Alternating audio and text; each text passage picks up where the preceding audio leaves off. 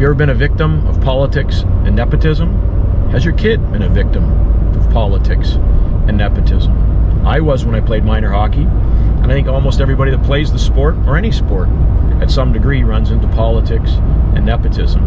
In today's Truck Talk, I wanted to talk about those two areas and give you some advice on how to handle it. So first of all, let's talk about politics. It comes into all decisions, who's playing which game, or even which kids make certain teams.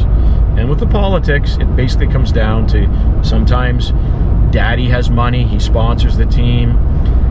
There's a million other types of politics that come into play, but it's normally related to money and the parents. Nepotism, on the other hand, is when the coach has a son or a relative that they pick to be on the team. And that's happened for years in hockey, and quite frankly, in any line of work, nepotism is part of it. In any corporation, any garage, any business, nepotism is part of it. People take care of their family. It's just human nature. It does affect your hockey career, and it can affect which teams you play on, whether you make AAA, AA, etc. At some point down the road, though, politics and nepotism end, and it becomes strictly merit-based. So I've got some advice and some things we can do to help you overcome it. First of all, when politics or nepotism happen to you, you should welcome it. You shouldn't be upset about it. You should use it as motivational fire to make you want to be a better athlete. Try harder to overcome it. And if you're familiar with the concept of the bell curve, basically what that means, there's a graph that they have that shows that most people are in the middle of the bell curve. That's where the biggest collection of people are in anything. You got the terrible goalies at one end, the stud goalies at the other end, and then in the middle of the bell curve is where everybody basically is, besides the top guys and the brutal guys.